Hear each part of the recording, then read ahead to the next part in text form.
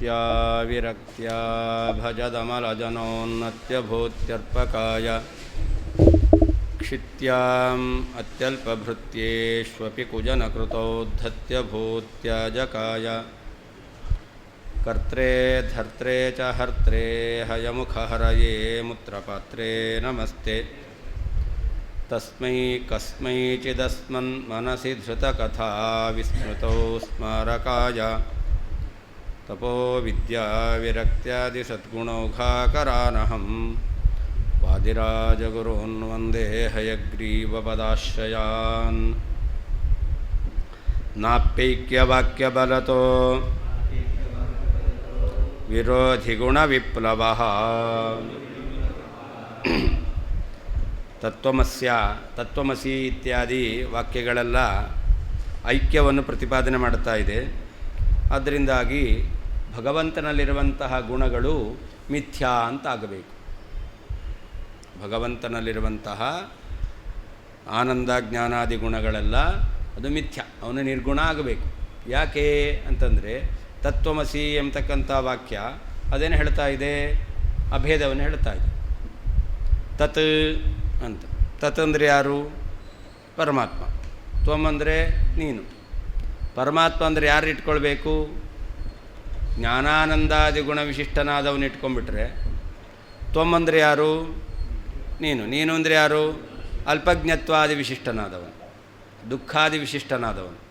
ಹಾಗಾದರೆ ಆನಂದಾದಿ ವಿಶಿಷ್ಟನಾದವನು ತತ್ಶಬ್ದವಾಚ್ಯನಾದ, ದುಃಖಾದಿ ವಿಶಿಷ್ಟನಾದವನು ತ್ವಂ ಶಬ್ದವಾಚ್ಯನಾದ. ಆನಂದ ಉಳ್ಳವನಿಗೂ ದುಃಖವುಳ್ಳವನಿಗೂ ಅಭೇದ ಹೇಳಲಿಕ್ಕೆ ಬರುತ್ತಾ? ಆನಂದ ಉಳ್ಳವನು ದುಃಖವುಳ್ಳವನು ಒಬ್ಬನೇ ಅಂತ ಹೇಳಲಿಕ್ಕೆ ಬರುತ್ತಾ? ಇಲ್ಲ. ಹಾಗಾದರೆ ಏನು ಮಾಡಬೇಕು? ಆ ಪರಮಾತ್ಮನಲ್ಲಿ ಆನಂದಾದಿ ಧರ್ಮಗಳಿದೆಯಲ್ಲ ಅದಿಲ್ಲ ಅಂತ ಹೇಳಬೇಕು. ಜೀವನಲ್ಲಿ ದುಃಖಾದಿಗಳೆಲ್ಲ ಸುಳ್ಳು ಅನ್ನಬೇಕು. ಪರಮಾತ್ಮನಲ್ಲಿ ಆನಂದಾದಿಗಳು ಇಲ್ಲ, ಹಾಗಾಗಿ ಪರಮಾತ್ಮ ಏನಾದ? ನಿರ್ಗುಣನಾದ. ಅಂದರೆ ತತ್ವಮಸ್ಯಾದಿ ವಾಕ್ಯ ಅದು ಜೀವಬ್ರಹ್ಮರಿಗೆ ಅಭೇದವನ್ನು ಹೇಳುತ್ತೆ. ಜೀವಬ್ರಹ್ಮರಿಗೆ ಅಭೇದವನ್ನು ಹೇಳಬೇಕು ಅಂತಾದರೆ ಪರಮಾತ್ಮನನ್ನು ನಿರ್ಗುಣ ಅಂತ ಒಪ್ಪಬೇಕು. ಪರಮಾತ್ಮನನ್ನು ಸಗುಣ ಅಂತ ಒಪ್ಪಿಬಿಟ್ರೆ ಆವಾಗ ಜೀವನಲ್ಲಿ ದುಃಖಾದಿಗಳು ಅಜ್ಞಾನಾದಿಗಳು ಅನುಭವಕ್ಕೆ ಬರ್ತಾಯಿದೆ. ಪರಮಾತ್ಮನನ್ನು ಜ್ಞಾನಾನಂದಾದಿ ಪೂರ್ಣ ಅಂತ ಹೇಳ್ತೀರ. ಜ್ಞಾನಾನಂದಾದಿ ಪೂರ್ಣನಾದ ಅಜ್ಞಾನ ದುಃಖಾದಿ ವಿಶಿಷ್ಟನಾದ ಜೀವ, ಇವರಿಗೆ ಅಭೇದ ಹೇಳಲಿಕ್ಕೆ ಬರಲ್ಲ. ಹಾಗಾದರೆ ಅಭೇದ ಹೇಳಬೇಕು ಅಂತಂದರೆ ಪರಮಾತ್ಮನಲ್ಲಿರತಕ್ಕಂಥ ಗುಣ ಸುಳ್ಳು, ನಿರ್ಗುಣ ಸತ್ಯ. ಪರಮಾತ್ಮ ನಿರ್ಗುಣ ಅನ್ನೋದು ಸತ್ಯ. ಜೀವನಲ್ಲಿಯೂ ಕೂಡ ತೋರ್ತಕ್ಕಂಥದ್ದೆಲ್ಲ ಸುಳ್ಳು ಅಂತ ಹೇಳಿದ್ರೆ ಅಭೇದ ಹೇಳಲಿಕ್ಕೆ ಬರಲ್ಲ.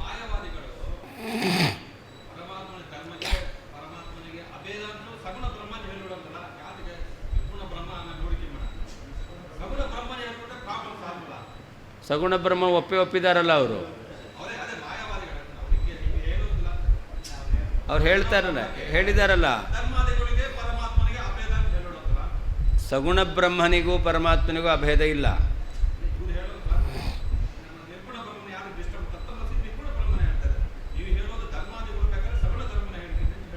ಸಗುಣ ಬ್ರಹ್ಮ ಜೀವನಿಗೆ ಅಭೇದ ಹೇಳಲ್ಲ. ಸಗುಣ ಬ್ರಹ್ಮನಿಗೂ ಜೀವನಿಗೂ ಅಭೇದ ಹೇಳಲ್ಲ, ಭೇದನೇ ಹೇಳೋದು. ಹಂಗೆ ಹೇಳಲಿಕ್ಕೆ ಬರಲ್ಲ. ಈಗ ನಾವೆಲ್ಲ ಸಗುಣ ಬ್ರಹ್ಮರೇ, ಭೇದ ಇದೆ ತಾನೇ? ಅಷ್ಟೇ. ಸಗುಣ ಬ್ರಹ್ಮನಿಗೆ ಭೇದವೇ, ಅದರಲ್ಲಿ ವ್ಯತ್ಯಾಸ ಇರುತ್ತೆ. ನಿರ್ಗುಣ ಬ್ರಹ್ಮನಿಂದನೇ ಐಕ್ಯವನ್ನು ಹೇಳಬೇಕು.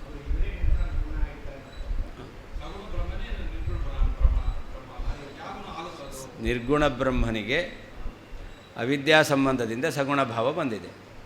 ಆ ಸಗುಣ ಬ್ರಹ್ಮನಲ್ಲಿರುವ ಅವಿದ್ಯಾ ಹೋಯಿತು ಅಂತಂದರೆ ಆವಾಗ ನಿರ್ಗುಣ ಭಾವ ಬರುತ್ತೆ. ಅವಿದ್ಯಾ ಸಂಬಂಧದಿಂದ ನಿರ್ಗುಣನೇ ಸಗುಣನಾಗಿ ಕಾಣ್ತಾ ಇದ್ದಾನೆ. ನಿಮಗೆ ಅಜ್ಞಾನ ಇರೋದರಿಂದ ಶುಕ್ತಿಯೇ ರೂಪ್ಯವಾಗಿ ಕಾಣ್ತು, ಪ್ಲಾಸ್ಟಿಕ್ ಪೇಪರೇ ಬಂಗಾರವಾಗಿ ಕಾಣ್ತು. ಯಾವುದು? ಅಜ್ಞಾನ ಇರೋದ್ರಿಂದ. ಅಜ್ಞಾನ ಹೋಯಿತು ಅಂತಂದರೆ ಆವಾಗ ಪ್ಲಾಸ್ಟಿಕ್ ಪೇಪರ್ ಬಂಗಾರ ಅಲ್ಲ ಅದು. ಹಾಗೆ ಸಗುಣನಾಗಿ ಕಾಂಡ. ಯಾಕೆ? ಅವಿದ್ಯೆ ಇರೋದ್ರಿಂದ.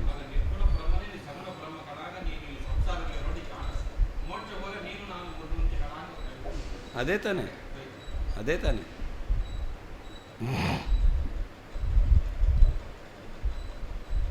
ಐಕ್ಯವಾಕ್ಯ ಬಲತಃ ಅಪಿ ಅಹಂ ಬ್ರಹ್ಮಾಸ್ಮಿ ತತ್ವಮಸಿ ಇತ್ಯಾದಿ ವಾಕ್ಯಗಳಲ್ಲಿ ಐಕ್ಯವನ್ನು ಪ್ರತಿಪಾದನೆ ಮಾಡ್ತಾ ಇದ್ದಾರೆ.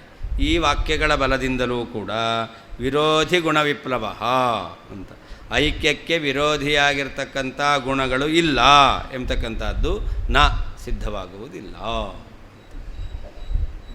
ಐಕ್ಯವಾಕ್ಯ ಬಲತಃ ಅಪಿ ಜೀವಬ್ರಹ್ಮರಿಗೆ ಅಭೇದವನ್ನು ಹೇಳ್ತಕ್ಕಂಥ ತತ್ವಮಸಿ ಅಹಂ ಬ್ರಹ್ಮಾಸ್ಮಿ ಸರ್ವಂ ಖಲ್ವಿದಂ ಬ್ರಹ್ಮ ಇತ್ಯಾದಿ ವಾಕ್ಯಗಳ ಬಲದಿಂದಲೂ ವಿರೋಧಿ ಗುಣ ವಿಪ್ಲವ, ಐಕ್ಯಕ್ಕೆ ವಿರೋಧಿಯಾಗಿರ್ತಕ್ಕಂಥ ಗುಣಗಳು ಇಲ್ಲ ಎಂಬತಕ್ಕಂಥದ್ದು ನ ಸಿದ್ಧ ಆಗೋದಿಲ್ಲ. ಇದಾನೀಂ ತತ್ವಮಸ್ಯಾದ್ಯೈಕ್ಯವಾಕ್ಯ ಬಲಾದಪಿ ನ ಗುಣಮಿಥ್ಯಾತ್ವಮಿತ್ಯಾಹ. ಈಗ ತತ್ವಮಸಿ ಇತ್ಯಾದಿ ಜೀವಬ್ರಹ್ಮರಿಗೆ ಐಕ್ಯವನ್ನು ಹೇಳ್ತಾ ಇದ್ದಾರೆ. ಈ ವಾಕ್ಯದ ಅರ್ಥವನ್ನು ಕೂಡಿಸಬೇಕು ಅಂತಾದರೆ ಭಗವಂತನಲ್ಲಿ ಗುಣಾದಿಗಳು ಮಿಥ್ಯಾ ಅಂತ ಹೇಳಬೇಕು ಅಂತ ಗುಣಮಿಥ್ಯಾತ್ವಂ ನ, ತತ್ವಮಸ್ಯಾದಿ ವಾಕ್ಯಗಳಿಗೆ ಅರ್ಥವನ್ನು ಹೇಳಿದ್ರೂ ಕೂಡ ಗುಣ ಮಿಥ್ಯಾ ಆಗಿರಬೇಕು ಅಂತ ಹೇಳ್ತಕ್ಕಂಥದ್ದು ಸರಿಯಲ್ಲ. ಆದ್ದರಿಂದ ತತ್ವಮಸ್ಯಾದಿ ಅಭೇದ ಬೋಧಕ ವಾಕ್ಯ ಬಲದಿಂದಲೂ ಪರಮಾತ್ಮನಲ್ಲಿ ಗುಣ ಇಲ್ಲ ಅನ್ನೋದು ಸತ್ಯ, ಅಂದರೆ ಗುಣ ಇದೆ ಅನ್ನೋದು ಮಿಥ್ಯಾ ಅಂತ ಹೇಳಲಿಕ್ಕೆ ಬರೋದಿಲ್ಲ.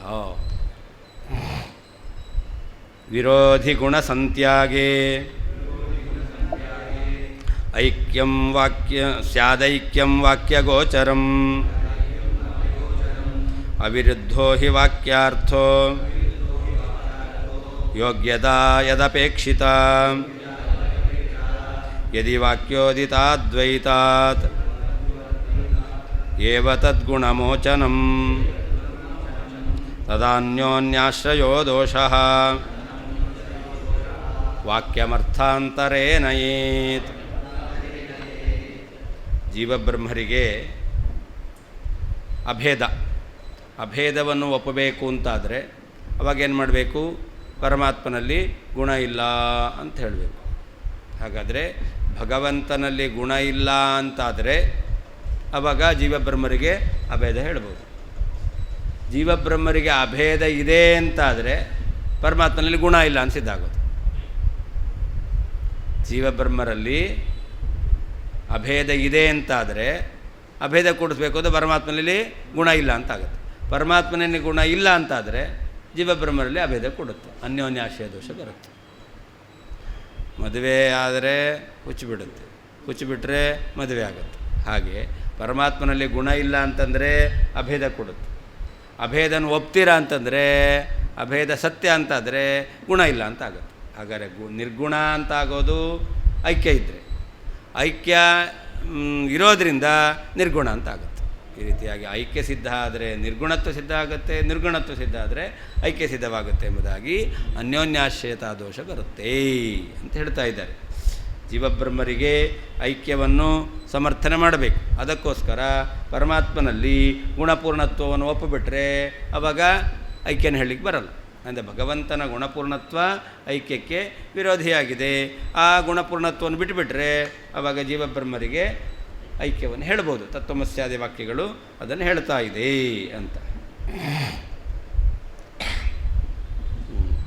ಅಲ್ಲಿ ವಾಕ್ಯ ಅರ್ಥ ಪ್ರತಿಪಾದನೆ ಮಾಡಬೇಕು ಅಂತಾದರೆ ಯೋಗ್ಯತಾ ಇರಬೇಕು. ಯೋಗ್ಯತಾ ಇದ್ದಾಗ ವಾಕ್ಯವು ಅರ್ಥವನ್ನು ತಿಳಿಸಿಕೊಡುತ್ತೆ. ಯೋಗ್ಯತಾ ಅಂದ್ರೇನು? ಪ್ರಮಾಣ ವಿರೋಧ ಇರಬಾರ್ದು ಅಂತ ಅರ್ಥ. ಯೋಗ್ಯತಾ ಅಂದರೆ ಪ್ರಮಾಣ ವಿರೋಧ ಇರಬಾರ್ದು. ಅಗ್ನಿನಾ ಸಿಂಚತಿ, ಈ ವಾಕ್ಯದಿಂದ ಅರ್ಥಬೋಧ ಬರಲ್ಲ. ಅಗ್ನಿನಾ ಸಿಂಚತಿ ಅಂದ್ರೇನರ್ಥ? ಅಗ್ನಿಯಿಂದ ಬೆಂಕಿಯಿಂದ ಪ್ರೋಕ್ಷಣೆ ಮಾಡ್ತಾನೆ, ಆಗುತ್ತಾ? ಅಗ್ನಿಯಿಂದ ಪ್ರೋಕ್ಷಣೆ ಮಾಡಲಿಕ್ಕಾಗತ್ತಾ? ಇಲ್ಲ, ಪ್ರಮಾಣ ವಿರೋಧ ಇದೆ. ಅದರಿಂದಾಗಿ ಈ ವಾಕ್ಯ ಅರ್ಥಬೋಧಕ ಅಲ್ಲ. ಜಲೇನ ಸಿಂಚತಿ, ಅಲ್ಲಿ ಪ್ರಮಾಣ ವಿರೋಧ ಇಲ್ಲ. ಅದರಿಂದ ಎಲ್ಲಿ ವಾಕ್ಯವು ಅರ್ಥಬೋಧಕ ಆಗಬೇಕೋ ಅಲ್ಲಿ ಯೋಗ್ಯತಾ ಅಪೇಕ್ಷಿತ. ಯೋಗ್ಯತಾ ಎಂಬತಕ್ಕಂಥದ್ದಿದ್ರೇ ವಾಕ್ಯವು ಅರ್ಥಬೋಧಕ ಆಗುತ್ತೆ. ಈಗ ಪರಮಾತ್ಮನಲ್ಲಿ ಜೀವರಿಂದ ಅಭೇದ ಇದೆ ಅಂತ ತತ್ವಮಸಿ ವಾಕ್ಯ ಹೇಳುತ್ತೆ. ಪರಮಾತ್ಮನಿಗೂ ಜೀವನಿಗೂ ಅಭೇದವನ್ನು ತತ್ವಮಸಿ ವಾಕ್ಯ ಹೇಳುತ್ತೆ ಅಂದರೆ ವಿರೋಧ ಇರಬಾರ್ದು. ಯಾವುದು ವಿರೋಧ? ಪರಮಾತ್ಮನಲ್ಲಿ ಗುಣ ಇದೆ ಅಂತ ಅಂದ್ಬಿಟ್ರೆ ಅದು ವಿರೋಧವಾಗುತ್ತೆ. ಆದ್ದರಿಂದ ಆವಾಗ ಯೋಗ್ಯತೆ ಇಲ್ಲ ಅಂತ ಆಗ್ಬಿಡುತ್ತೆ. ಪರಮಾತ್ಮನಲ್ಲಿ ಜ್ಞಾನಾನಂದಾದಿ ಗುಣಗಳು ಸತ್ಯಭೂತವಾದದ್ದಿದೆ ಅಂತ ಹೇಳಿಬಿಟ್ರೆ ಆವಾಗ ಯೋಗ್ಯತೆ ಇಲ್ಲ ಅಂತ ಆಗುತ್ತೆ. ಯಾಕೆ ಅಭೇದವನ್ನು ಹೇಳಲಿಕ್ಕಾಗಲ್ಲ. ಹಾಗಾದರೆ ಅಭೇದವನ್ನು ಹೇಳಬೇಕು ಅಂತಾದರೆ ಅಲ್ಲಿ ವಿರೋಧಿಯಾಗಿರ್ತಕ್ಕಂತಹ ಗುಣ ಇಲ್ಲ ಅಂತ ಹೇಳಬೇಕು ಅಂತ. ಅದಕ್ಕೆ ಹೇಳ್ತಾರೆ ಅಭೇದವನ್ನು ಹೇಳಬೇಕಾದ್ರೆ ಒಂದು ಗುಣ ಇಲ್ಲ ಅಂತ ಹೇಳಬೇಕು. ಭಗವಂತನಿಗೆ ಗುಣ ಇಲ್ಲ ಅಂತಾದರೆ ಅಭೇದವನ್ನು ಹೇಳ್ಬೋದು. ಅದರಿಂದಾಗಿ ಅನ್ಯೋನ್ಯಾಶ್ರಯ ಅಂತಕ್ಕಂಥದ್ದು ಬರುತ್ತೆ.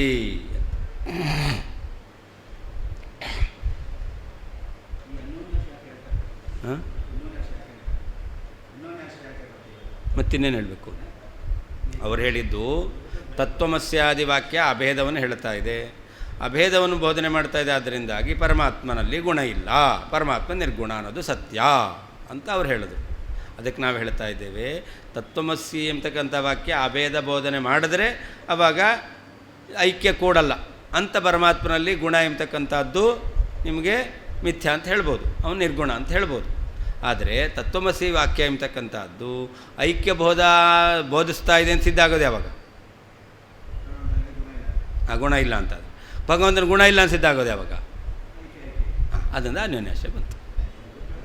ಹಾಂ, ಅವ್ರು ಹೇಳಿದ್ದು ತತ್ವಮಸ್ಯಾದಿ ವಾಕ್ಯದಿಂದ ಅಭೇದವನ್ನು ಬೋಧನೆ ಮಾಡ್ತಾ ಇರೋದರಿಂದಾಗಿ ಭಗವಂತ ನಿರ್ಗುಣ ಅಂತ ಆಗುತ್ತೆ ಅಂತ. ತತ್ವಮಸ್ಯಾದಿ ವಾಕ್ಯ ಅಭೇದ ಬೋಧನೆ ಮಾಡೋದು ಯಾವಾಗ? ಭಗವಂತ ನಿರ್ಗುಣ ಆದರೆ. ಭಗವಂತ ನಿರ್ಗುಣ ಆಗೋದು ಯಾಕೆ? ತತ್ವಮಸ್ಯಾದಿ ಎಂಬ ವಾಕ್ಯಕ್ಕೆ ಅಭೇದ ಅಂತ ಅರ್ಥ ಆಗಿದ್ದರೆ, ತತ್ವಮಸಿ ಎಂಬತಕ್ಕಂಥ ವಾಕ್ಯಕ್ಕೆ ಅಭೇದವೇ ಮುಖ್ಯಾರ್ಥ ಅಂತ ಆಗಿದ್ದರೆ ಆವಾಗ ಭಗವಂತ ನಿರ್ಗುಣ ಅಂತ ಆಗ್ತಾನೆ. ಭಗವಂತ ನಿರ್ಗುಣ ಅಂತಾದ್ರೇ ತತ್ವಮಸ್ಯಾದಿ ವಾಕ್ಯ ಎಂಬ ಅಭೇದ ಬೋಧಕ ಅಂತ ಆಗುತ್ತೆ. ಅದರಿಂದಾಗಿ ತತ್ವಮಸ್ಯಾದಿ ವಾಕ್ಯವನ್ನು ಇಟ್ಕೊಂಡು ಅಭೇದ ಕೂಡಿಸ್ಲಿಕ್ಕೋಸ್ಕರ ಭಗವಂತನಲ್ಲಿ ಗುಣ ಇಲ್ಲ, ಅವನು ನಿರ್ಗುಣ ಅಂತ ಹೇಳ್ತೇವೆ ಅಂತಂದರೆ ದೋಷ, ಅದು ಹೇಳಲಿಕ್ಕೆ ಬರಲ್ಲ.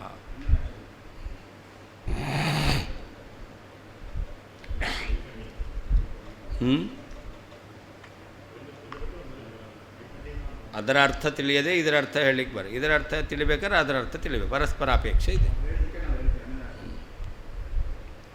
ವಿರೋಧಿ ಗುಣ ಸಂತ್ಯಾಗೆ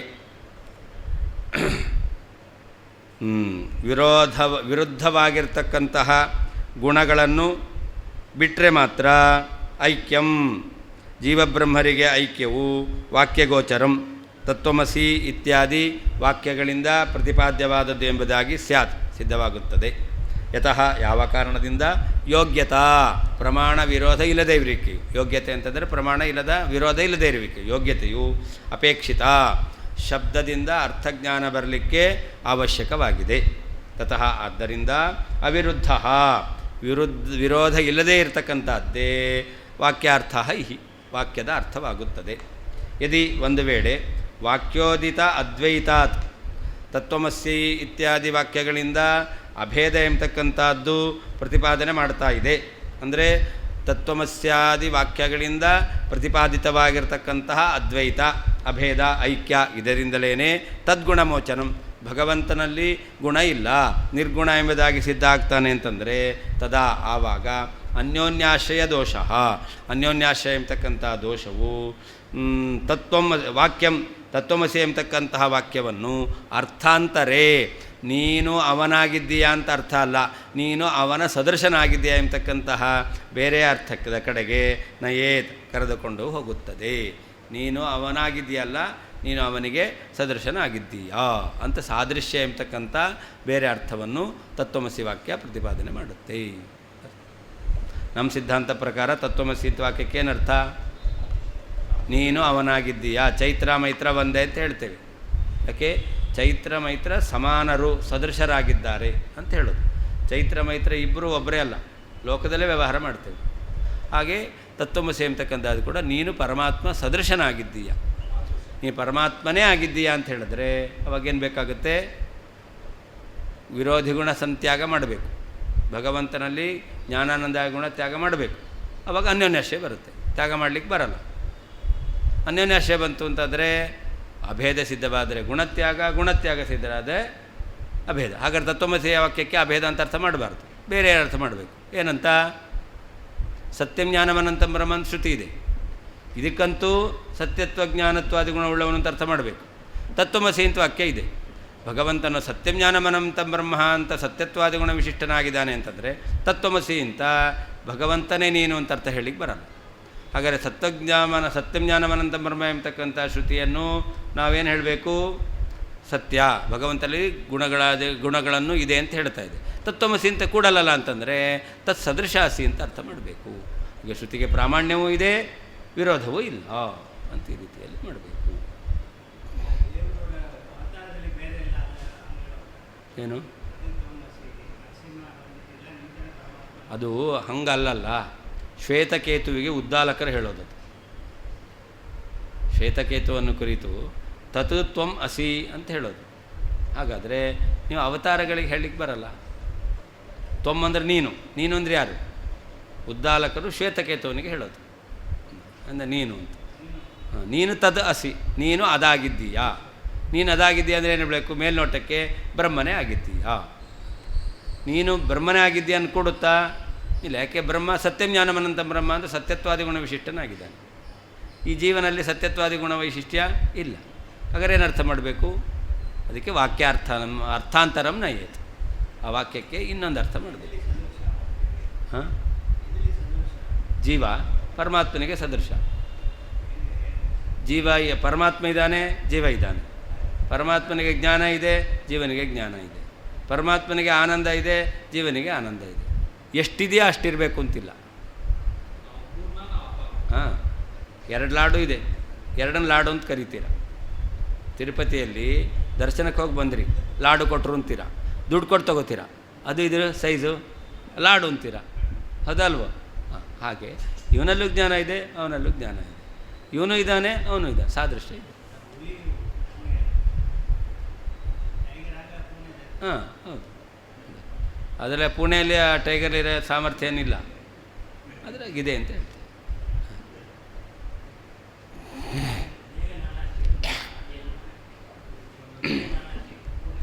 ವಿರೋಧಿ ಗುಣತ್ಯಾಗೆ, ಐಕ್ಯವನ್ನು ಹೇಳಲಿಕ್ಕೆ ವಿರುದ್ಧವಾಗಿರ್ತಕ್ಕಂತಹ ಗುಣಗಳನ್ನು ಬಿಟ್ಟಾಗ, ತತ್ ಎಂಬಲ್ಲಿ ಪರಮಾತ್ಮನಲ್ಲಿರತಕ್ಕಂತಹ ಸರ್ವಜ್ಞತ್ವಾದಿಗಳನ್ನು ಬಿಟ್ಟಾಗ, ತ್ವಂ ಎಂಬಲ್ಲಿ ಅಲ್ಪಜ್ಞತ್ವಾದಿ ಅಸ್ವತಂತ್ರಾದಿಗಳನ್ನು ಬಿಟ್ಟಾಗ, ಐಕ್ಯಂ ಜೀವಬ್ರಹ್ಮರ ಐಕ್ಯವು ವಾಕ್ಯಗೋಚರಂ ಸ್ಯಾತ್, ತತ್ವಮಸ್ಯಾದಿ ವಾಕ್ಯಗಳಿಂದ ಪ್ರತಿಪಾದಿತವಾಗಿದೆ ಎಂಬುದಾಗಿ ಹೇಳಲಿಕ್ಕೆ ಬರ್ತಾ ಇದೆ. ಏನಂತ? ಗುಣ ಇಲ್ಲ ಅಲ್ಲ. ನಿಮಗೆ ತತ್ವ ಅನ್ನೋದಕ್ಕೆ ಏನರ್ಥ? ಅವನು ಅಂದರೆ ಯಾರು? ಬ್ರಹ್ಮ. ಬ್ರಹ್ಮ ಅಂತ ಯಾವ ಶಬ್ದದಿಂದ ತಿಳ್ಕೊಂಡ್ರಿ?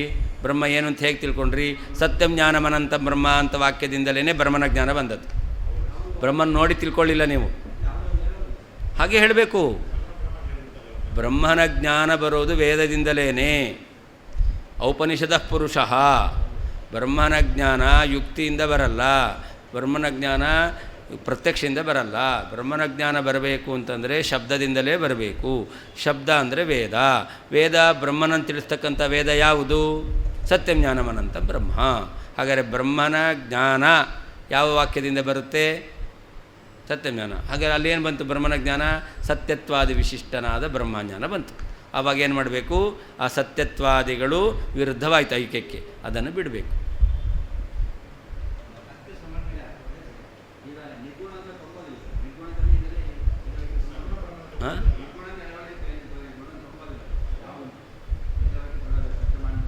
ಏನೇ ಹೇಳ್ತಾ ಇರೋದು ಅವ್ರೀಗ?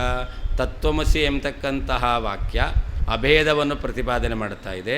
ಆದ್ದರಿಂದಾಗಿ ಬ್ರಹ್ಮನನ್ನು ನಿರ್ಗುಣ ಅಂತ ಹೇಳಬೇಕು ಅವ್ರು ಹೇಳೋದು. ಹಾಂ, ಇವಾಗ ನಾವು ಕೇಳ್ತಾ ಇದ್ದೇವೆ, ತತ್ವಮಸ್ಯಾದಿ ವಾಕ್ಯ ಅಭೇದವನ್ನು ಪ್ರತಿಪಾದನೆ ಮಾಡ್ತಾ ಇದೆ ಅಂತ ಹೇಳ್ತಾ ಇದ್ದೀರ. ಯಾವಾಗ ಅಭೇದ ಪ್ರತಿಪಾದನೆ ಮಾಡಲಿಕ್ಕೆ ಸಾಧ್ಯ? ಭಗವಂತ ನಿರ್ಗುಣ ಅಂತ ಸಿದ್ಧ ಆದರೆ. ಭಗವಂತ ನಿರ್ಗುಣ ಅಂತ ಸಿದ್ಧ ಆಗೋದು ಯಾವಾಗ? ತತ್ವಮಸ್ಯಾದಿ ವಾಕ್ಯ ಅಭೇದ ಬೋಧನೆ ಮಾಡಿದ್ರೆ. ಅದನ್ನು ಅನ್ಯೋನ್ಯಶ್ಚ ಅಂತ ಹೇಳ್ತಾರೆ. ಅವ್ರು ಹೇಳೋದು ಸಾಕ್ಷಿ ಚೇತ ಕೇವಲೋ ನಿರ್ಗುಣಶ್ಚ ಅಂತ ಭಗವಂತನನ್ನು ನಿರ್ಗುಣ ಅಂತ ಹೇಳ್ತಕ್ಕಂಥ ಶ್ರುತಿ ಇದು. ಆಯಿತಾ? ಅದಕ್ಕೆ ನಾವು ಹೇಳ್ತೇವೆ ನಿರ್ಗುಣ ಅಂತ ಹೇಳ್ತಾರಲ್ಲ, ಯಾರನ್ನು ಹೇಳಬೇಕು? ಬ್ರಹ್ಮನನ್ನು ನಿರ್ಗುಣ ಅಂತ ಹೇಳಬೇಕು. ಆ ಬ್ರಹ್ಮನ ಜ್ಞಾನ ಬರಬೇಕಲ್ಲ. ಯಾವುದರಿಂದ ಬಂತು? ಸತ್ಯಂ ಜ್ಞಾನಮನಂತ ಬ್ರಹ್ಮ ಎಂಬತಕ್ಕಂಥ ವಾಕ್ಯದಿಂದಲೇ ಬ್ರಹ್ಮಜ್ಞಾನ ಬರಬೇಕು. ಹಾಗಾದರೆ ಇದು ಉಪಜೀವ್ಯ ಶ್ರುತಿ. ಸಾಕ್ಷಿ ಚೇತ ಕೇವಲ ನಿರ್ಗುಣಶ್ಚ ಎಂಬತಕ್ಕಂಥ ಶ್ರುತಿ ಬ್ರಹ್ಮನನ್ನು ನಿರ್ಗುಣ ಅಂತ ಹೇಳ್ತಾ ಇದೆ. ಹಾಗಾದರೆ ಬ್ರಹ್ಮನ ಜ್ಞಾನ ಬರಬೇಕು. ಬ್ರಹ್ಮನ ಜ್ಞಾನ ಯಾವ ವಾಕ್ಯದಿಂದ ಬಂತು? ಬ್ರಹ್ಮನ ಜ್ಞಾನ ಬಂದರೆ ಆವಾಗ ನಮಗೆ ವ್ಯಕ್ತಿ ಜ್ಞಾನ ಬಂತು. ವ್ಯಕ್ತಿಯ ಗುಣ ಏನು ಅಂತ ಹೇಳ್ತು, ನಿರ್ಗುಣ ಅಂತ. ಗುಣ ಇಲ್ಲ ಅಂತ, ವ್ಯಕ್ತಿಯ ಜ್ಞಾನವೇ ಇಲ್ಲ ಅಂತಾದರೆ ಯಾರನ್ನು ನಿರ್ಗುಣ ಅಂತ ಹೇಳೋದು? ಬ್ರಹ್ಮನನ್ನು ನಿರ್ಗುಣ ಅಂತ ಹೇಳಬೇಕು. ಬ್ರಹ್ಮನನ್ನು ನಿರ್ಗುಣ ಅಂತ ಹೇಳಬೇಕಾದ್ರೆ ಬ್ರಹ್ಮನ ಜ್ಞಾನ ಬೇಕು. ಬ್ರಹ್ಮನ ಜ್ಞಾನದ ಯಾವ ವಾಕ್ಯದಿಂದ ಬಂತು? ಸತ್ಯಂ ಜ್ಞಾನಮನಂತ ಬ್ರಹ್ಮ ಅಂತ ಬ್ರಹ್ಮನನ್ನು ಹೇಳ್ತಕ್ಕಂಥ ವಾಕ್ಯದಿಂದ. ಹಾಗಾದರೆ ಬ್ರಹ್ಮನನ್ನು ತಿಳ್ಕೊಳ್ಬೇಕಾದ್ರೆ ಸತ್ಯತ್ವಾದಿ ವಿಶಿಷ್ಟ ಅಂತ ಶ್ರುತಿ ತಿಳಿಸ್ತಾ ಇದೆ. ನಿರ್ಗುಣ ಅಂತ ಹೇಳಿದ್ರೆ ಉಪಜೀವ್ಯ ಶ್ರುತಿ ವಿರೋಧ ಅಂತ ಹಿಂದೆ ಹೇಳಿತ್ತು. ಇವಾಗ ಹೇಳ್ತಾರೆ, ನಾವು ಹೇಳಿದೆವು ಬ್ರಹ್ಮನನ್ನು ನಿರ್ಗುಣ ಅಂತ ಹೇಳಬೇಕು. ಯಾಕೆ ಅಂತಂದರೆ ಜೀವಬ್ರಹ್ಮರಿಗೆ ಐಕ್ಯವನ್ನು ಹೇಳ್ತಾ ಇದ್ದಾರೆ. ತತ್ವಮಸಿ ಎಂಬುದಾಗಿ ಜೀವಬ್ರಹ್ಮರಿಗೆ ಅಭೇದವನ್ನು ಹೇಳ್ತಾ ಇದ್ದಾರೆ. ಆದ್ದರಿಂದಾಗಿ ಬ್ರಹ್ಮನನ್ನು ನಿರ್ಗುಣ ಅಂತ ಹೇಳಬೇಕು.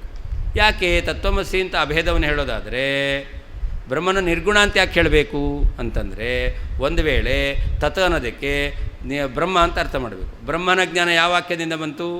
ಸತ್ಯಜ್ಞಾನವನ್ನು. ಹಾಗಾದರೆ ಸತ್ಯತ್ವಾದಿ ವಿಶಿಷ್ಟನಾದವನು ಅಂತಾಯಿತು. ಹಾಗಾದರೆ ಸತ್ಯತ್ವಾದಿ ವಿಶಿಷ್ಟನಾದವನಿಗೆ ತ್ವಂ ಶಬ್ದವಾಚ್ಯನಾದ ಜೀವನಿಂದ ಅಭೇದ ಹೇಳಲಿಕ್ಕೆ ಬರುತ್ತಾ? ಇಲ್ಲ. ಯಾಕೆ? ವಿರೋಧಿ ಗುಣ ಇದೆ. ಸತ್ಯತ್ವಾದಿ ಗುಣಗಳು ಜೀವನಲ್ಲಿ ಇಲ್ಲದೇ ಇರತಕ್ಕಂಥ ಗುಣ. ಅದನ್ನು ನೀವು ಪರಮಾತ್ಮನಲ್ಲಿ ಇದೆ ಅಂತ ಹೇಳಿಬಿಟ್ರೆ, ತ್ಯಾಗ ಮಾಡಲಿಲ್ಲ ಅಂತಾದರೆ ಆವಾಗ ಅಭೇದ ಹೇಳಲಿಕ್ಕೆ ಬರಲ್ಲ. ಹಾಗಾದರೆ ಅದನ್ನೇ ಹೇಳ್ತಾ ಇದ್ದಾರೆ, ಆ ವಿರೋಧಿ ಗುಣ ಸಂತ್ಯಾಗ ಮಾಡಿದ್ರೆ ತತ್ವಮಸ್ಯಾದಿ ವಾಕ್ಯ ಅಭೇದ ಬೋಧಕ ಆಗುತ್ತೆ.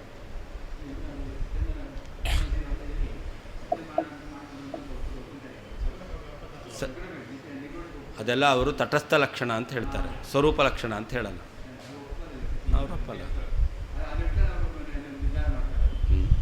ಅದು ನಾವು ಸರಿಯಲ್ಲ ಅಂತ ಹೇಳ್ತೇವೆ. ಯತಃ ಯಾವ ಕಾರಣದಿಂದ ಯೋಗ್ಯತೆಯು ಅಪೇಕ್ಷಿತ ಶಬ್ದದಿಂದ ಅರ್ಥಜ್ಞಾನ ಬರಲಿಕ್ಕೆ ಅವಶ್ಯಕವಾಗಿದೆ. ಯೋಗ್ಯತೆ ಅಂದರೆ ಪ್ರಮಾಣ ವಿರೋಧ ಇಲ್ಲದೇ ಇರುವಿಕೆ. ತತಃ ಆದ್ದರಿಂದ ಅವಿರುದ್ಧ ವಿರೋಧ ಇಲ್ಲದೇ ಇರುವಿಕೆಯು ವಾಕ್ಯಾರ್ಥ ಇಹಿ ವಾಕ್ಯಾರ್ಥ ಎಂಬುದಾಗಿ ಪ್ರಸಿದ್ಧವಾಗಿದೆ.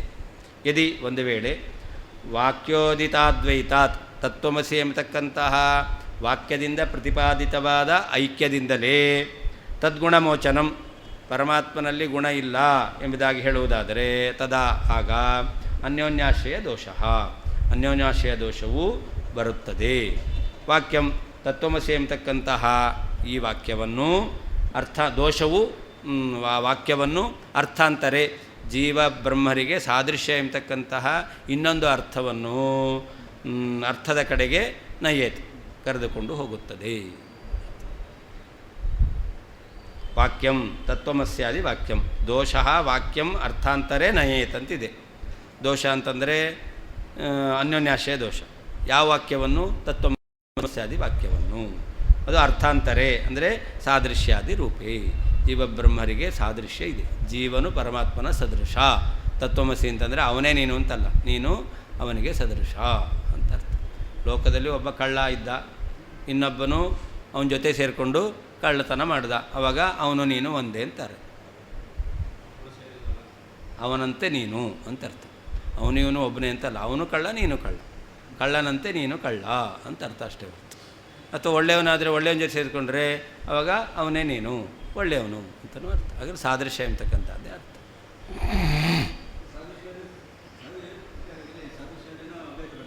ಸಾದೃಶ್ಯ ಇದ್ದರೆ ಅಭೇದ ಇಲ್ಲ. ಸಾದೃಶ್ಯ ಭೇದ ವ್ಯಾಪ್ಯ. ಎಲ್ಲಿ ಎರಡು ವಸ್ತುಗಳಿಗೆ ಸಾದೃಶ್ಯ ಹೇಳ್ತೀರೋ ಅಲ್ಲಿ ಭೇದ. ಏನು? ಹಾಂ, ಅಭೇದ ಹೇಳಿಕ್ಕೆ ಬರಲ್ಲ. ಗುಣ ಇದೆ ಅಂತ ಓದ್ಬಿಟ್ರೆ ಅಭೇದ ಹೇಳಿಕ್ಕೆ ಬರಲ್ಲ. ಪರಮಾತ್ಮನ ಸತ್ಯಜ್ಞಾನಾದಿ ಗುಣ ಇದೆ.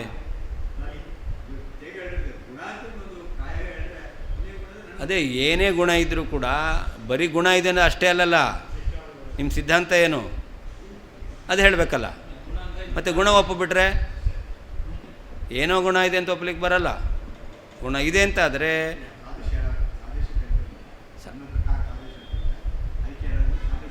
ಹೌದು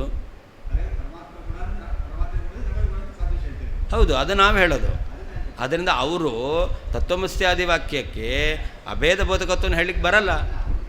ಹಾಂ, ನಮಗಾದರೆ ಸಾದೃಶ್ಯ ಇದೆ ಅಂತಂದರೆ ಅವನಲ್ಲೂ ಗುಣ ಇದೆ, ಇವನಲ್ಲೂ ಗುಣ ಇದೆ, ಅದರಿಂದ ಸಾದೃಶ್ಯ ಹೇಳಬೇಕು ಅಂತಾದರೆ ಆವಾಗ ಯಾವುದಾದ್ರೂ ಸಾದೃಶ್ಯ ಇದ್ದಲ್ಲಿ ಅಭೇದ ಇಲ್ಲ. ಹಾಂ, ಸಾದೃಶ್ಯ ಇದೆ ಅಂತಂದರೆ ಗುಣ ಇರಲೇಬೇಕು. ಸಾದೃಶ್ಯ ಇದೆ ಅಂತಾದರೆ ಆವಾಗ ಅಭೇದ ಹೇಳಲಿಕ್ಕೆ ಬರಲ್ಲ. ಸಾದೃಶ್ಯ ಇದೆ ಅಂದರೆ ಗುಣ ಇದೆ ಅಂತ ಹೇಳಲೇಬೇಕು. ಅದು ಇದು ಸಮಾನ ಅಂತಂದರೆ ಅದು ಇದು ಯಾವ ರೀತಿಯಲ್ಲಿ ಸಮಾನ?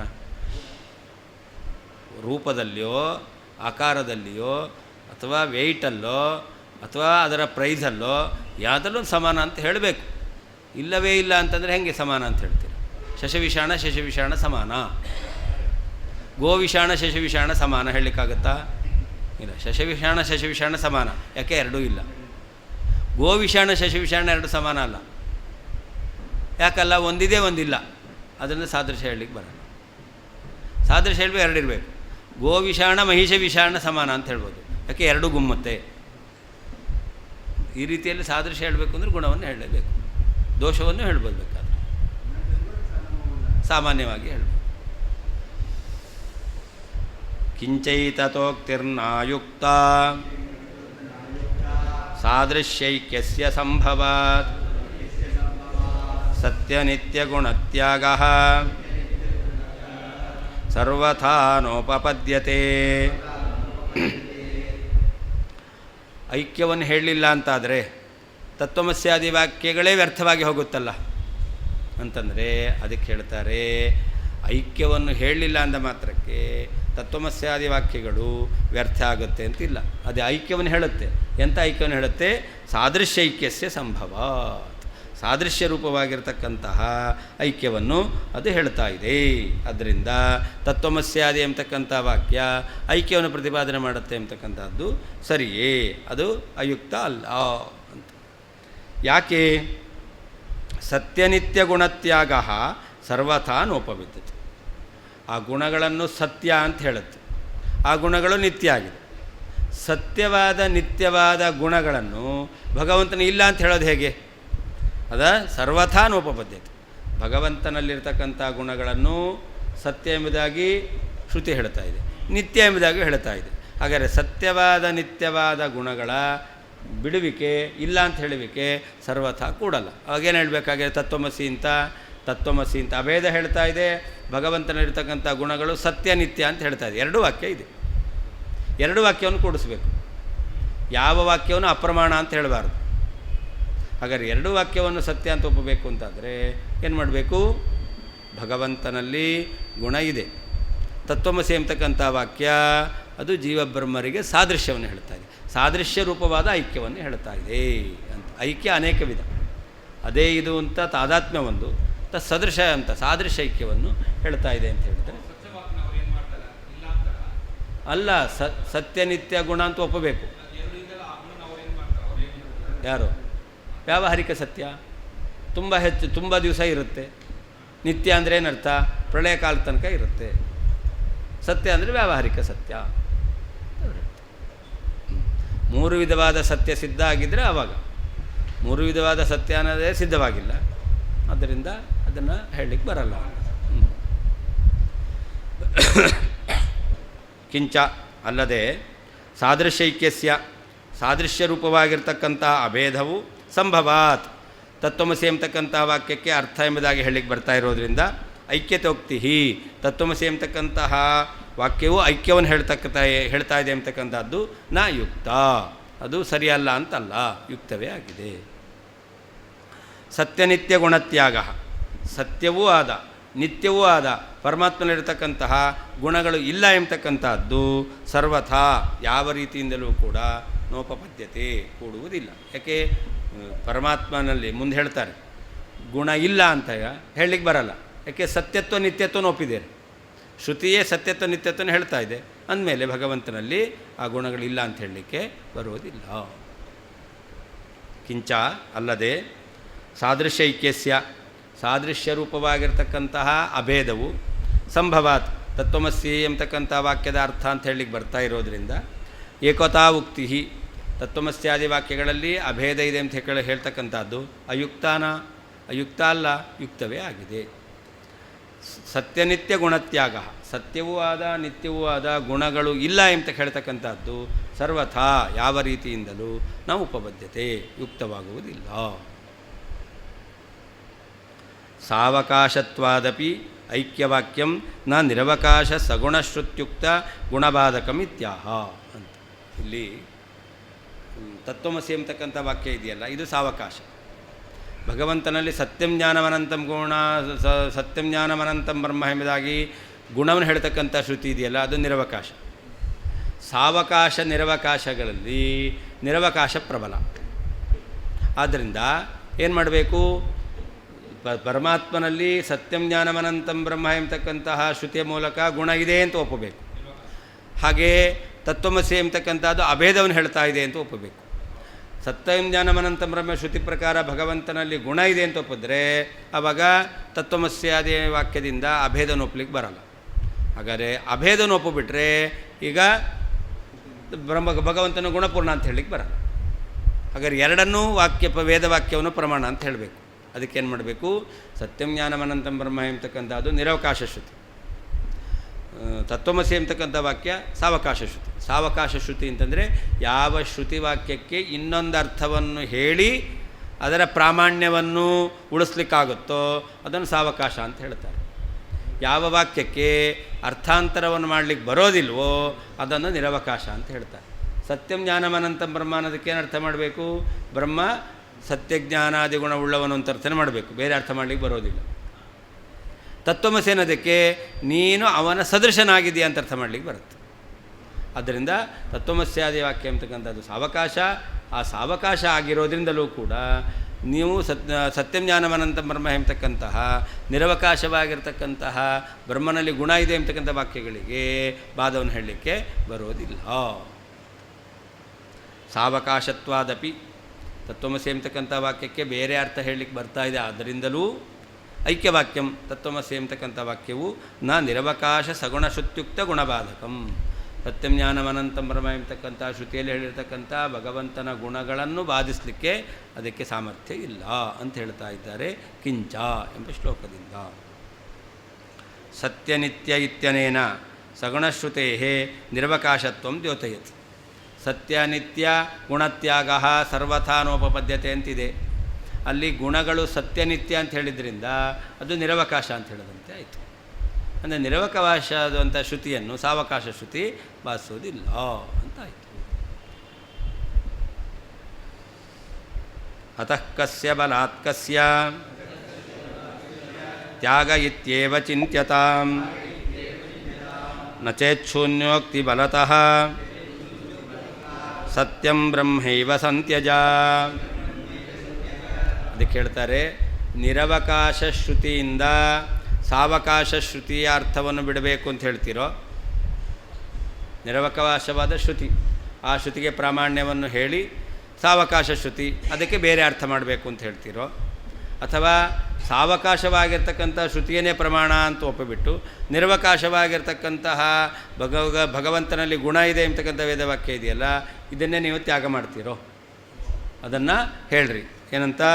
ಅತಃ ಕಸ್ಯ ಬಲಾತ್ ಕಸ್ಯ ತ್ಯಾಗ ಇತ್ಯೇವ ಚಿಂತ್ಯತ. ಯಾವುದಕ್ಕೆ ಪ್ರಾಬಲ್ಯ ಇದೆ, ಬಲ ಇದೆ, ಬಲ ಇರೋದರಿಂದ ಅದನ್ನು ಇಟ್ಕೊಳ್ಬೇಕು, ದುರ್ಬಲವಾದನ್ನು ತ್ಯಾಗ ಮಾಡಬೇಕು. ಆದ್ದರಿಂದ ಈಗ ನೇಹನಾನ ತತ್ವಮಸಿ ಎಂಬತಕ್ಕಂಥ ವಾಕ್ಯ ಮತ್ತು ಸತ್ಯಂ ಜ್ಞಾನಮನಂತಂ ಬ್ರಹ್ಮ ಈ ಎರಡು ವಾಕ್ಯಗಳಲ್ಲಿ ಯಾವುದು ಪ್ರಬಲ ಅಂತ ವಿಚಾರ ಮಾಡು. ಪ್ರಬಲವಾದ್ದನ್ನು ಇಟ್ಕೋಬೇಕು. ತತ್ವಮಸಿ ಎಂಬತಕ್ಕಂಥ ವಾಕ್ಯ ಪ್ರಬಲ ಆದರೆ ಭಗವಂತನ ಗುಣವನ್ನು ಹೇಳ್ತಕ್ಕಂಥ ವಾಕ್ಯ ದುರ್ಬಲ ಆಯಿತು, ಹಾಗೆ ಭಗವಂತನಲ್ಲಿ ಗುಣ ಇಲ್ಲ ಅಂತ ಆಯಿತು. ಸತ್ಯಂ ಜ್ಞಾನಗುಣಂತ ಅನಂತಂ ಬ್ರಹ್ಮ ಎಂಬತಕ್ಕಂಥ ಶ್ರುತಿಯೇ ಪ್ರಬಲ ಆಗಿದೆ ಅಂತಾದರೆ ಆವಾಗ ತತ್ವಮಸಿ ಎಂಬತಕ್ಕಂಥ ವಾಕ್ಯ ದುರ್ಬಲ ಆಯಿತು, ಅದನ್ನು ಬಿಡಬೇಕಾಗುತ್ತೆ. ಅಂದರೆ ಐಕ್ಯ ಇಲ್ಲ ಅಂತ ಆಗುತ್ತೆ. ಏನು ಮಾಡ್ತೀಯ ಹೇಳು ಅಂತ. ಅದಕ್ಕೆ ಅವರೇ ಹೇಳ್ತಾರೆ, ನೀನು ಈ ಐಕ್ಯವನ್ನು ತ್ಯಾಗ ಮಾಡಬೇಕು. ಯಾಕೆ ಅಂತಂದರೆ ನೋಡಿ, ಬೌದ್ಧರಿದ್ದಾರಲ್ಲ ಅವರು ಬ್ರಹ್ಮ ಇಲ್ಲ ಶೂನ್ಯವೇ ಸತ್ಯ ಅಂತ ಹೇಳ್ತಾರೆ. ಶೂನ್ಯ ಸತ್ಯ ಅನ್ನಲಿಕ್ಕೆ ಏನು ಹೇಳ್ತಾರೆ? ಅಸದೇವೇದಮಗ್ರ ಆಸೀತ್ ಅಂತ ಶ್ರುತಿಯನ್ನು ಹೇಳ್ತಾರೆ. ಅಸದೇವೇದಮಗ್ರ ಆಸೀತ್, ಈ ಸೃಷ್ಟಿಗಿಂತ ಮೊದಲು ಏನಿತ್ತು? ಅಸತ್ತಿತ್ತು. ಅಸತ್ತಿತ್ತು ಅಂದರೆ ಏನರ್ಥ? ಏನು ಇರಲಿಲ್ಲ ಅಂದರೆ ಶೂನ್ಯ. ಹಾಗಾದರೆ ಶೂನ್ಯ ಇತ್ತು ಅಂತ ಶ್ರುತಿ ಹೇಳ್ತಾ ಇದೆ, ನೀವೇನು ಹೇಳ್ತೀರಾ? ಬ್ರಹ್ಮ ಸತ್ಯ ಅಂತ ಹೇಳ್ತೀರಾ. ಹಾಗಾದರೆ ಶೂನ್ಯ ಸತ್ಯ ಎಂಬತಕ್ಕಂಥದ್ದನ್ನು ಶ್ರುತಿ ಹೇಳ್ತದೆ. ಅದರಿಂದಾಗಿ ನೀವು ಬ್ರಹ್ಮಸತ್ಯ ಅನ್ನೋದನ್ನು ಬಿಡಬೇಕಾಗುತ್ತೆ. ಅದಕ್ಕೇನು ಮಾಡಬೇಕು? ಸದೇವ ಸಮಗ್ರ ಆಸೀತ್ ಎಂಬತಕ್ಕಂಥ ಶ್ರುತಿ ಇದೆಯಲ್ಲ, ಇದು ಸಾವಕಾಶ. ಸದೇವ ಸೌಮ್ಯ ಇದಮಗ್ರ ಆಸೀತ್ ಎಂಬತಕ್ಕಂಥದ್ದು ನಿರವಕಾಶ. ನಿರವಕಾಶ ಸಾವಕಾಶಗಳಲ್ಲಿ ನಿರವಕಾಶವನ್ನು ಇಟ್ಕೊಳ್ಬೇಕು, ಸಾವಕಾಶವನ್ನು ಬಿಡಬೇಕು ಅಂಥೇಳಿ ಅಸದೇವೇದಮಗ್ರ ಆಸೀತ್ ಎಂಬುದಾಗಿ ಬೌದ್ಧರು ಶೂನ್ಯವೇ ಇತ್ತು ಎಂಬತಕ್ಕಂಥದ್ದನ್ನು ನೀನು ಅರ್ಥಾಂತರ ಮಾಡಿ ಅದು ಆ ಅರ್ಥ ಅಲ್ಲ ಅಂಥೇಳಿ ಬ್ರಹ್ಮನನ್ನು ಒಪ್ತೀಯ. ಹಾಗಾದರೆ ನೀ ಬ್ರಹ್ಮನನ್ನೇ ತ್ಯಾಗ ಮಾಡಬೇಕಾಗುತ್ತೆ. ಸಾವಕಾಶವಾದದ್ದಕ್ಕೂ ಕೂಡ ನೀವು ಗ್ರಾಹ್ಯತ್ವವನ್ನು ಹೇಳ್ತೀಯ ಅಂತಾದರೆ ಆವಾಗ ಅಸದೇವೇದಮಗ್ರ ಆಸೀತ್ ಎಂಬತಕ್ಕಂಥ ಶ್ರುತಿ ಸಾವಕಾಶ, ಅದರ ಪ್ರಕಾರ ಶೂನ್ಯ ಎಂಬತಕ್ಕಂಥದ್ದೇ ಇತ್ತು. ಹಾಗಾದರೆ ಶೂನ್ಯವನ್ನು ನೀನು ಒಪ್ಪಬೇಕು, ಬ್ರಹ್ಮ ಇಲ್ಲ ಅಂತ ಬೇಕಾಗುತ್ತೆ. ಏನು ಮಾಡ್ತೀಯಾ? ಬ್ರಹ್ಮನ ಇಲ್ಲ ಅಂತ ಹೇಳ್ತೀಯೋ, ಬ್ರಹ್ಮ ಇದೆ ಅಂತ ಹೇಳ್ತೀಯೋ? ಬ್ರಹ್ಮ ಇದೆ ಅಂತ ಒಪ್ಪಬೇಕು ಅಂತಾದರೆ ಅಸದೇವೇದಮಗ್ರ ಆಸೀತ್ ಎಂಬ ಶ್ರುತಿ ಸಾವಕಾಶ, ಸಾವಕಾಶವನ್ನು ತ್ಯಾಗ ಮಾಡಬೇಕು. ಹಾಗಿಲ್ಲಿಗ ಬ್ರಹ್ಮ ಗುಣಪೂರ್ಣ ಅಭೇದ ಎರಡು ವಾಕ್ಯ ಇದೆ. ಬ್ರಹ್ಮ ಗುಣಪೂರ್ಣ ಅನ್ನೋದು ನಿತ್ಯ ಸತ್ಯವಾದ ಗುಣ, ಅದರಿಂದಾಗಿ ಅದಕ್ಕೆ ನಿರವಕಾಶ. ತತ್ವಮಸಿ ಎಂಬತಕ್ಕಂಥ ವಾಕ್ಯ ಅದು ಸಾದೃಶ್ಯವನ್ನು ಹೇಳ್ತಾ ಇದೆ, ಸಾವಕಾಶ ಆಯಿತು. ಅಂದರೆ ಏನು ಮಾಡಬೇಕು? ನಿರವಕಾಶದ ಪ್ರಬಲ ಅಂತ ಹೇಳಬೇಕು, ಸಾವಕಾಶವಾದ ದುರ್ಬಲ ಅಂಥೇಳಿ ಅದನ್ನು ತ್ಯಾಗ ಮಾಡಬೇಕು, ಐಕ್ಯವನ್ನು ತ್ಯಾಗ ಮಾಡಬೇಕು. ಅಂದರೆ ಶೂನ್ಯವನ್ನು ಹೇಗೆ ತ್ಯಾಗ ಮಾಡ್ತೀರೋ, ಬ್ರಹ್ಮನನ್ನು ಒಪ್ತೀರೋ ಹಾಗೆ ಐಕ್ಯವನ್ನು ತ್ಯಾಗ ಮಾಡಬೇಕು, ಬ್ರಹ್ಮನನ್ನು ಗುಣಪೂರ್ಣ ಅಂತ ಒಪ್ಪಬೇಕು. ಯಾವುದು? ಹಾಂ, ಸತ್ಯಂ ಜ್ಞಾನಂ ಅನಂತಂ ಬ್ರಹ್ಮ.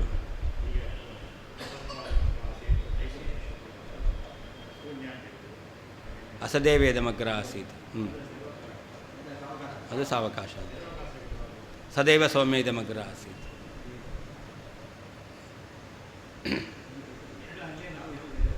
ಹಾಂ, ಯಾವುದು? ಇದರಲ್ಲೇ ಇದೆಯಲ್ಲ, ಛಾಂದೋಗ್ಯದಲ್ಲಿ.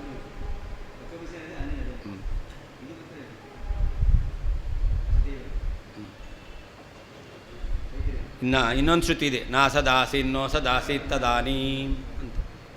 ನ ಸದಾಸೀತ್ ನ ಅಸದಾಸೀತ್. ಹಾಗಾದ್ರೆ ಸತ್ತಿರಲಿಲ್ಲ, ಅಸತ್ತಿರಲಿಲ್ಲ, ಏನಿತ್ತು? ಶೂನ್ಯ ಇತ್ತು ಅಂತಲೇ ಹೇಳಬೇಕು, ಏನೂ ಇರಲಿಲ್ಲ. ಆದ್ದರಿಂದ ನೀನು ಬ್ರಹ್ಮನನ್ನು ಒಪ್ಪೋದು ಕೂಡ ತಪ್ಪು ಅಂತ ಆಗುತ್ತೆ. ಅತಃ ಆದ್ದರಿಂದ ಕಸ್ಯ ಬಲಾತ್, ಯಾವ ವಾಕ್ಯವು ಪ್ರಬಲ ಎಂಬುದಾಗಿ, ಕಸ್ಯ ಯಾವ ವಾಕ್ಯದ ಅರ್ಥದ ತ್ಯಾಗ ಬಿಡುವಿಕೆಯೋ ಇತಿ ಏವ ಎಂಬುದಾಗಿ ಚಿಂತತಾಂ ವಿಚಾರ ಮಾಡಲ್ಪಡಲಿ. ನಚೇತ್, ಒಂದು ವೇಳೆ ಸಾವಕಾಶ ಶ್ರುತಿಗೆ ಅರ್ಥಾಂತರವನ್ನು ಮಾಡಲಿಲ್ಲ ಅಂತಾದರೆ ಶೂನ್ಯೋಕ್ತಿ ಬಲತಃ ಏನು ನಾಸದಾಸೀನ್ ನೋಸದಾಸೀತ್ ಅಸದೇವೇದಮಗ್ರ ಆಸೀತ್ ಇತ್ಯಾದಿ ಶೂನ್ಯ ಪ್ರತಿಪಾದಕವಾದಂತಹ ಶ್ರುತಿಯ ಬಲದಿಂದ ನಿತ್ಯಂ ಬ್ರಹ್ಮ ಏವ, ನಿತ್ಯನಾಗಿರ್ತಕ್ಕಂಥ ಬ್ರಹ್ಮನನ್ನೇ ಸಂತ್ಯಜ ಬಿಡಬೇಕಾಗುತ್ತೆ, ನೀನು ಬಿಡು.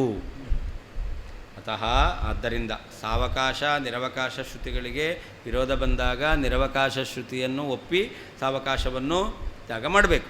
ಅದಿಲ್ಲ ಅಂತಾದರೆ ಕಸ್ಯ ಬಲಾತ್, ಯಾವ ವಾಕ್ಯದ ಬಲದಿಂದ, ಕಸ್ಯ ಯಾವ ವಾಕ್ಯದ ಸಂತ್ಯಾಗ, ತ್ಯಾಗ ಬಿಡುವಿಕೆಯು, ಅರ್ಥತ್ಯಾಗವು ಏವ ಇತಿಯೇವ ಈ ವಿಷಯವು ಚಿಂತ್ಯತಾಂ ವಿಚಾರ ಮಾಡಲ್ಪಡಲಿ. ಸಗುಣ ಬ್ರಹ್ಮ ಅಂದರೆ ಗುಣಪೂರ್ಣ ಬ್ರಹ್ಮ ಎಂಬುದಾಗಿ ಹೇಳ್ತಕ್ಕಂಥ ಶ್ರುತಿ ಅದು ಪ್ರಬಲ ಅಂತಿಟ್ಟುಕೊಂಡು ತತ್ವಮಸಿ ಎಂಬತಕ್ಕಂಥ ವಾಕ್ಯದಲ್ಲಿ ಅಭೇದವನ್ನು ಹೇಳ್ತಾ ಇದ್ದಾರೆ, ಅದು ದುರ್ಬಲ ಅಂತ ಹೇಳಬೇಕು. ಅಥವಾ ತತ್ವಮಸಿ ಎಂಬತಕ್ಕಂಥ ವಾಕ್ಯದಿಂದ ತಿಳಿದು ಐಕ್ಯವೇ ಪ್ರಬಲ ಅಂತಿಟ್ಕೊಂಡು ಬ್ರಹ್ಮ ಗುಣಪೂರ್ಣ ಎಂಬತಕ್ಕಂಥದ್ದನ್ನು ತ್ಯಾಗ ಮಾಡಬೇಕು. ಯಾವುದನ್ನು ಮಾಡ್ತೀಯಾ ಅಂತ ಚಿಂತ್ಯತಾಂ ನೀನು ವಿಚಾರ ಮಾಡು. ಇದರಲ್ಲಿ ತತ್ವಮಸಿ ಅನ್ನೋದು ಸಾವಕಾಶ, ಸತ್ಯಂ ಜ್ಞಾನಮನಂತಂ ಬ್ರಹ್ಮ ಎಂಬತಕ್ಕಂಥದ್ದು ನಿರವಕಾಶ. ಅಂದರೆ ನಿರವಕಾಶವನ್ನು ಇಟ್ಟುಕೊಂಡು ಸಾವಕಾಶವನ್ನು ನೀನು ಬಿಡ್ತೀಯೋ ಅಥವಾ ಸಾವಕಾಶವನ್ನು ಇಟ್ಟುಕೊಂಡು ನಿರವಕಾಶ ಬಿಡ್ತೀಯೋ. ಒಂದು ವೇಳೆ ಸಾವಕಾಶವನ್ನು ಇಟ್ಟುಕೊಂಡು ನಿರವಕಾಶವನ್ನು ಬಿಡ್ತೀನಿ ಅಂತ ಹೇಳಿದ್ರೆ ಅದಕ್ಕೆ ಅವರು ಹೇಳ್ತಾ ಇದ್ದಾರೆ ನಚೇತ್, ಒಂದು ವೇಳೆ ಸಾವಕಾಶ ಶ್ರುತಿಯನ್ನು ಇಟ್ಟುಕೊಂಡು ನಿರವಕಾಶವಾದ ಸಗುಣ ಬ್ರಹ್ಮ ಎಂಬತಕ್ಕಂಥ ತ್ಯಾಗ ಮಾಡೋದಾದರೆ ಇವಾಗ ಶೂನ್ಯೋಕ್ತಿ ಬಲತಃ ನಾ ಸದಾಸೀನ್ ನೋ ಸದಾಸೀತ್ ಅಸದೇವೇದಮಗ್ರ ಆಸೀತ್ ಇತ್ಯಾದಿ ಏನೂ ಇರಲಿಲ್ಲ, ಶೂನ್ಯ ಇತ್ತು ಎಂಬತಕ್ಕಂಥ ಶ್ರುತಿವಾಕ್ಯದ ಬಲದಿಂದ ನಿತ್ಯಂ ಬ್ರಹ್ಮ ಏವ, ನಿತ್ಯನಾದ ಬ್ರಹ್ಮನನ್ನೇ ಸಂತ್ಯಜ ತ್ಯಾಗ ಮಾಡು, ನೀನು ಒಪ್ಪಿರುವ ಬ್ರಹ್ಮನನ್ನು ಬಿಡಬೇಕಾಗುತ್ತೆ. ವಿಪಕ್ಷೆ ಬಾಧ ಹಾಂ, ಅದೇ ಅರ್ಥಾಂತರ ಅಂದರೆ ಏನರ್ಥ? ಐಕ್ಯ ಅಲ್ಲ ಅಂತ ಅರ್ಥ ಆಯಿತು, ಅಭೇದ ಇಲ್ಲ ಅಂತ ಆಯಿತು. ಹಾಂ,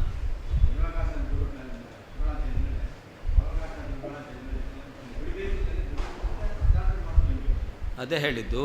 ಹಾಗಾದರೆ ನೀವೀಗ ಬ್ರಹ್ಮನನ್ನು ಬಿಡಬೇಕು, ಬ್ರಹ್ಮನಿಗೆ ಅರ್ಥಾಂತರ ಮಾಡಬೇಕು. ಏನು ಅರ್ಥಾಂತರ? ಬ್ರಹ್ಮ ಇದ್ದಾನೆ ಅನ್ನೋದಕ್ಕೆ ಬ್ರಹ್ಮ ಅಂತ ಅರ್ಥ ಮಾಡಬಾರ್ದು. ಯಾಕೆ? ಶೂನ್ಯ ಅನ್ನೋದು ಸಾವಕಾಶ ಶ್ರುತಿ ಇದೆಯಲ್ಲ, ಅದು ಪ್ರಬಲ ಅಂತ ಒಪ್ಪಿದ್ದೀರ. ಆಗ ಬ್ರಹ್ಮ ಇದ್ದಾನೆ ಅಂತ ಬಿಡಬೇಕು ಅಂದರೆ ಏನರ್ಥ? ಅರ್ಥಾಂತರ ಮಾಡಬೇಕು. ಬ್ರಹ್ಮ ಅಂದರೆ ಶೂನ್ಯ ಅಂತ ಅರ್ಥ. ಅದೇ ಬ್ರಹ್ಮ ಅಂದರೆ ಶೂನ್ಯ ಅಂತ ಅರ್ಥ ಮಾಡಬೇಕು. ಬ್ರಹ್ಮ ಅಂತಂದರೆ ಶೂನ್ಯ ಅಂತ ಅರ್ಥ ಮಾಡ್ತೀಯಾ? ಮಾಡು ಅಂತ ಅರ್ಥ. ಅರ್ಥಾಂತರ ಮಾಡಬೇಕು ಅಂದರೆ ಅದನ್ನೇ ಹೇಳೋದು. ಬಿಡೋದಂದ್ರೆ ಅರ್ಥ. ನಮ್ಮ ಸಿದ್ಧಾಂತ ಅದೇನೆ. ನಚ ಮಾಯಾವಾದಿನಃ ಸಕಾಶಾತ್ ಶೂನ್ಯವಾದಿನಃ ಕಶ್ಚಿತ್ ವಿಶೇಷ. ಮಾಯಾವಾದಕ್ಕೂ ಶೂನ್ಯವಾದಕ್ಕೂ ಯಾವ ರೀತಿಯಾದ ವ್ಯತ್ಯಾಸವೂ ಇಲ್ಲ ಅಂತ ಆಚಾರ್ಯರು ತತ್ವೋದ್ಯೋತಾದಿ ಗ್ರಂಥಗಳಲ್ಲಿ ಉಪಾದನೆ ಮಾಡಿದ್ದಾರೆ. ಅಷ್ಟೆ. ಅದೇ ಹೇಳಿದ್ರಲ್ಲ, ಪ್ರಚ್ಛನ್ನ ಬೌದ್ಧೋ ಯಮತಃ ಪ್ರಸಿದ್ಧ ಅಂತ ಹೇಳ್ತಾರೆ. ಬೌದ್ಧರ ರೂಪಾಂತರ. ವಿಪಕ್ಷೇ ಬಾಧಕವಾಹ ನ ಚೇದಿತಿ. ಒಂದು ವೇಳೆ ನೀವು ಸಗುಣ ಶ್ರುತಿಗೆ ನಿರವಕಾಶ ಆಗಿದ್ದರೂ ತತ್ವಮಸಿ ಎಂಬತಕ್ಕಂತಹ ಸಾವಕಾಶ ಶ್ರುತಿಯಿಂದ ಒಂದು ವೇಳೆ ವಾದವನ್ನು ಹೇಳ್ತೀರಾ ಅಂತಾದರೆ ಆವಾಗ ಸಾವಕಾಶವಾಗಿರ್ತಕ್ಕಂಥ ಶೂನ್ಯವಾದದಿಂದ ನೀನೇ ಬ್ರಹ್ಮನನ್ನು ಬಿಡಬೇಕಾಗತ್ತೆ ಅಂತ ವಿಪಕ್ಷೆ ಬಾಧಕ ಮಹ. ವ್ಯಾವಹಾರಿಕತಾ ಸತ್ತಾ ನಿತ್ಯತ್ವಂ ಚಿರಕಾಲತಾ ಗುಣೇಶು ಯದಿ ತರ್ಹಿ ಸ್ಯಾತ್ ಬ್ರಹ್ಮಣ್ಯಪಿ ತಥೈವತೆ. ನಾವೇನು ಹೇಳಿದೆವು? ನಿತ್ಯ ಸತ್ಯ ಗುಣ. ಪರಮಾತ್ಮನಲ್ಲಿ ನಿತ್ಯವಾದ ಗುಣಗಳಿದೆ, ಸತ್ಯವಾದ ಗುಣಗಳಿದೆ. ಅಂತಹ ಗುಣಗಳನ್ನು ತ್ಯಾಗ ಸರ್ವಥಾ ನೋಪಬದ್ಧತೆ. ಅದಕ್ಕೆ ಹೇಳ್ತಾರೆ ಸತ್ಯ ಅಂದರೆ ಏನರ್ಥ?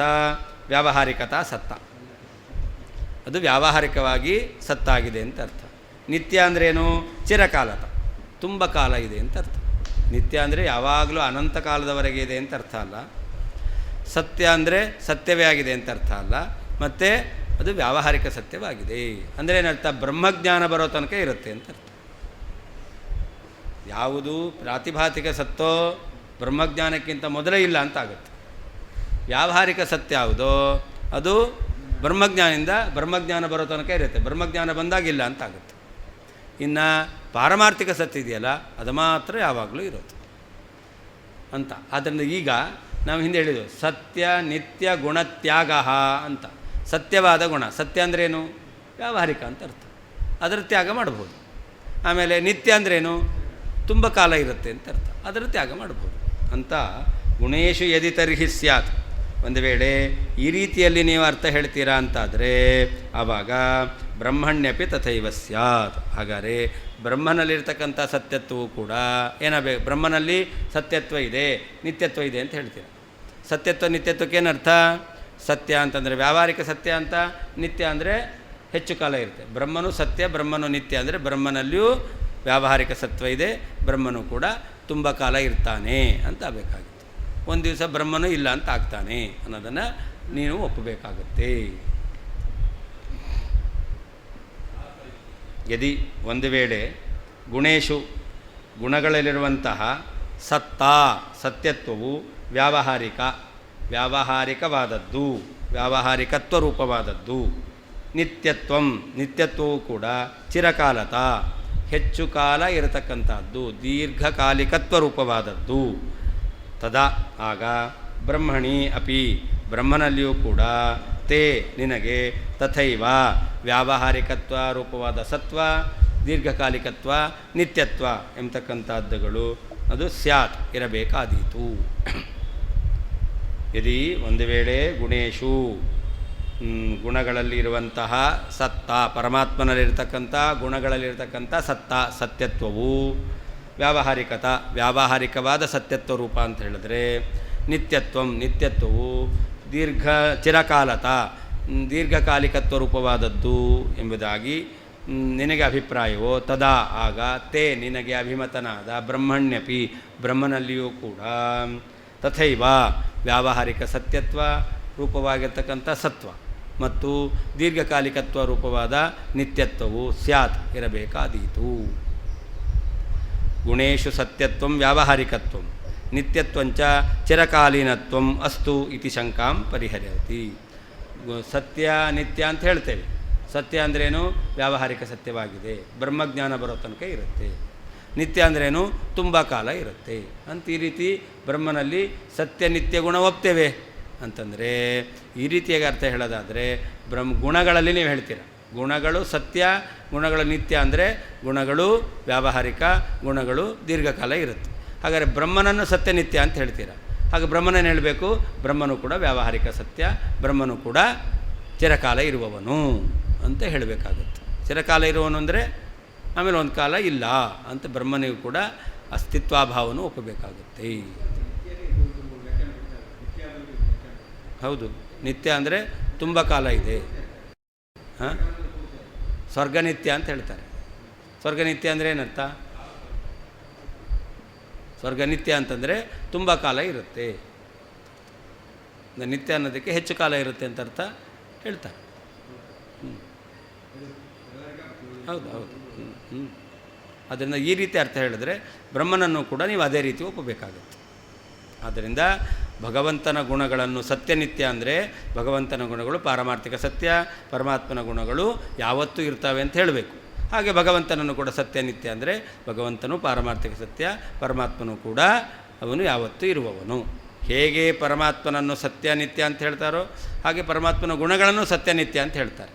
ಪರಮಾತ್ಮನ ಗುಣಗಳನ್ನು ಸತ್ಯನಿತ್ಯ ಅನ್ನೋದಕ್ಕೆ ಬೇರೆ ಅರ್ಥ ಅಂದರೆ ಪರಮಾತ್ಮನನ್ನೇ ಸತ್ಯನಿತ್ಯ ಅನ್ನೋದಕ್ಕೂ ಬೇರೆ ಅರ್ಥ ಮಾಡಬೇಕು. ಅಲ್ಲಿ ಮಾಡಲ್ಲ ಅಂದರೆ ಇಲ್ಲೂ ಮಾಡಬಾರ್ದು. ಶ್ರೀಕೃಷ್ಣಾರ್ಪಣವಸ್ತು. 2:15